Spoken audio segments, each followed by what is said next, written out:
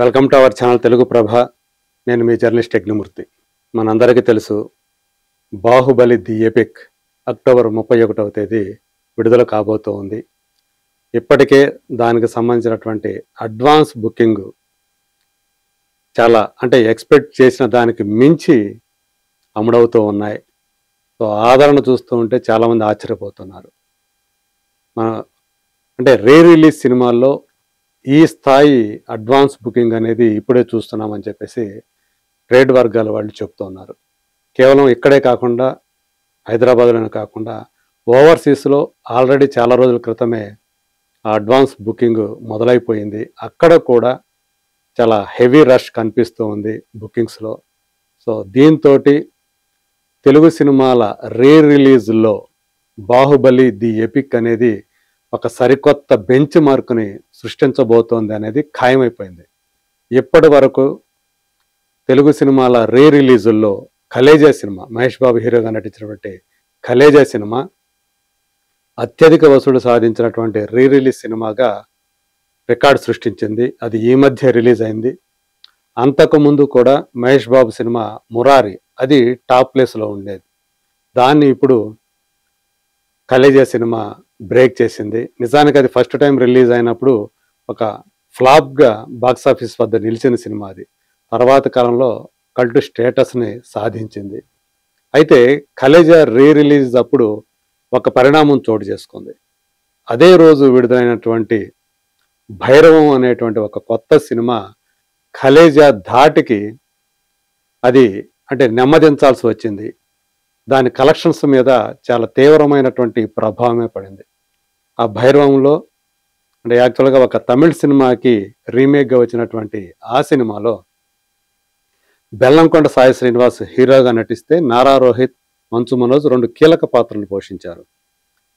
ఆ cinema release అయిన తర్వాత భైరవం నిర్మాత అలాగే మంచు మనోజ్ కూడా రీ రిలీజ్ సినిమాను కూడా శుక్రవారమే వీకెండే రిలీజ్ చేయాలా, మిగతా రోజుల్లో వీక్ డేస్లో రిలీజ్ చేసుకుంటే సో మా సినిమాలకి, కొత్తగా రిలీజ్ అయ్యేటువంటి సినిమాలకి కొంచెం దానివల్ల ప్రయోజనం కలుగుతుంది.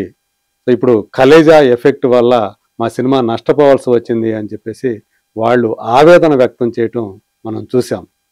సో ఏదేమైనప్పటికీ కూడా థియేటర్ల వ్యవస్థ ప్రస్తుతం చాలా ఇబ్బందుల్లో ఉంది. వాటిని క్రౌడ్ పుల్లర్స్ అనేవి లేకపోవటం వల్ల చాలా వరకు థియేటర్లు ఖాళీగా ఉంచుకోవాల్సి రావటం, సో దాని మెయింటెనెన్స్కే డబ్బులు సరిపోక చాలా సింగిల్ స్క్రీన్ థియేటర్లు మూతపడిపోవటము, లేకపోతే వాటి స్థానాల్లో కమర్షియల్ కాంప్లెక్స్లు వెళ్ళటము, లేకపోతే ఏ ఫంక్షన్ హాల్స్ వెళ్ళటం ఈ మధ్యకాలంలో తరచూ జరుగుతూ వస్తూ ఉన్నటువంటి ఒక విషయం. సో అలాంటి పరిస్థితుల్లో ఈ సూపర్ స్టార్ల రీ రిలీజ్ సినిమాలు ఎంతో కొంత ఆదుకుంటున్నాయి థియేటర్లని అనేటువంటి ఒక వాదన వినిపిస్తుంది. అయితే ఇప్పుడు ఏదైతే ఈ భైరవం సినిమా అప్పుడు జరిగిందో, నిర్మాత అలాగే మంచు మనోజ్ ఏవైతే వాళ్ళ ఫీలింగ్స్ ఎక్స్ప్రెస్ చేశారో వాటిని కూడా మనం కాదనలేని పరిస్థితి. వాటిని శుక్రవారం రిలీజ్ చేయాల్సిన పని లేదు. సోమవారం నుంచి బుధవారం, గురువారం లోపల ఏ రోజైనా రిలీజ్ చేసుకుంటే ఎడితిరిగి వాటికి ఉండేటువంటి ఆ క్రేజ్ వల్ల ఖచ్చితంగా ఆ కలెక్షన్స్ వస్తాయి. తర్వాత వీకెండ్లో రిలీజ్ అయ్యేటువంటి చిన్న సినిమాలు ఏవైతే ఉంటాయో, మీడియం బడ్జెట్ సినిమాలు ఏవైతే ఉంటాయో వాటికి ఇబ్బంది లేకుండా ఉంటుంది అనేటువంటి ఒక వాదన ఏదైతే ఉందో అది దాన్ని చాలామంది కూడా అంగీకరిస్తూ ఉన్నారు. సో ఇప్పుడు అదే పరిస్థితి లేటెస్ట్గా మాస్ జాతర సినిమాకి రావటం మనం గమనించాల్సినటువంటి విషయం. రవితేజ లాంటి మాస్ మహారాజా నటించినటువంటి సినిమా సైతం ఇప్పుడు బాహుబలి ది ఎపిక్ దాన్ని బారిన పడి సో ఒకరోజు ఆలస్యంగా థియేటర్లోకి రాబోతోంది అనేటువంటి విషయం ఇక్కడ మనం గమనించాల్సింది. యాక్చువల్గా దాన్ని కూడా అక్టోబర్ 31వ తేదీ రిలీజ్ చేయాలని చెప్పేసి నిర్మాత సూర్యదేవర నాగవంశీ సంకల్పించారు. సితారా ఎంటర్టైన్మెంట్స్ బ్యానర్ మీద నిర్మించినటువంటి సినిమా. సో భాను భోగవరపు అనేటువంటి ఒక కొత్త దర్శకుడు రూపొందించినటువంటి ఆ సినిమాలో ధమాకా పేరు రవితేజ, శ్రీలీల మళ్ళీ కలిసి నటించినటువంటి సినిమా. రీసెంట్గా రిలీజ్ అయినటువంటి ట్రైలర్, సో అది ఫుల్ మాస్ ఎలిమెంట్స్ తోటి మళ్ళీ ఒక వింటేజ్ రవితేజ్ని మళ్ళీ మన ముందుకు తీసుకొచ్చింది అనేటువంటి అభిప్రాయాన్ని ఎక్కువ మంది వ్యక్తం చేస్తూ ఉన్నారు. సో తన యొక్క రవితేజకి ఆయన బలం ఏంటో, సో ఆ మాస్ యాక్షన్ ఏదైతే ఉందో, ఆయన స్వాగ్ ఏదైతే ఉందో, ఆయన డైలాగ్ డిక్షన్ ఏదైతే ఉందో, మళ్ళీ ఒకసారి దాని అన్నింటినీ కూడా కరెక్ట్గా వాడుకుంటూ ఈ సినిమా తీశారేమో అనేటువంటి అభిప్రాయాన్ని ఆ ట్రైలర్ అయితే కలగజేసింది. అందు గురించే దాని వ్యూస్ కూడా విపరీతంగా వస్తున్నాయి, మంచి వైరల్ అవుతూ ఉంది.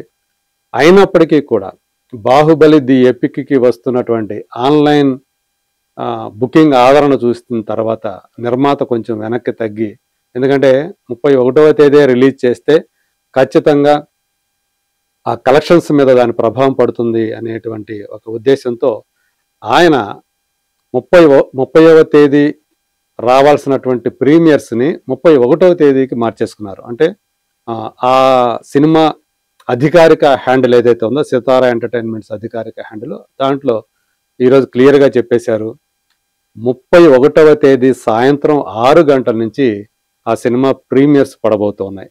అంటే ఒరిజినల్ రిలీజు November 1 అని చెప్పేసి అనుకోవాలి. కాకపోతే వాళ్ళు మాస్ జాతర 31 అక్టోబర్ అని చెప్పేసి ఆ హ్యాష్ పెట్టారు కానీ, బట్ ఆ రోజు మార్నింగ్ షోస్తో మాత్రం ఆ సినిమా రిలీజ్ కావట్లేదు. కేవలం సాయంత్రం 6 గంటల నుంచి మాత్రమే ప్రీమియర్స్ రూపంలో ఆ సినిమా మన ముందుకు రాబోతుంది. సో ఇది ఇప్పుడు ఒక వాస్తవంగా మనకు కనిపించబోతోంది. సో తర్వాత అయినా సరే బాహుబలి ది ఎపిక్ కలెక్షన్స్ ఎలా ఉంటాయి అనే దాని మీద మాస్ జాతర బాక్సాఫీస్ రిజల్ట్ కూడా ఆధారపడి ఉండే అవకాశాలు ఉన్నాయని చెప్పేసి ట్రేడ్ విశ్లేషకులు భావిస్తూ ఉన్నారు. సో ఇది కొంచెం అభిమానులకి కాస్త ఆందోళన కలిగిస్తున్నటువంటి విషయం. ఎందుకంటే చాలా కాలంగా రవితేజ ఒక మంచి హిట్ కోసం ఎదురు చూస్తున్నాడు. ధమాకా, క్రాకు, ఆ తర్వాత ధమాకా, ఈ 2 సినిమాల తర్వాత మళ్ళీ ఆ స్థాయి విజయం ఆయనకి ఇంతవరకు దక్కలేదు అనే మాట వాస్తవం. అందుగురించే రవితేజ ఫ్యాన్స్ అందరూ కూడా మాస్ జాతర గురించి చాలా ఏగర్గా వెయిట్ చేస్తున్నారు. ఈ సినిమా బాక్సాఫీస్ ఫలితం ఖచ్చితంగా తమకు అనుకూలంగా వస్తుంది. మళ్ళీ రవితేజని ఒక పెద్ద బ్లాక్ బస్టర్లో మనం చూడబోతున్నాం అనేటువంటి ఒక నమ్మకాన్ని వాళ్ళు వ్యక్తం చేస్తూ వస్తున్నారు.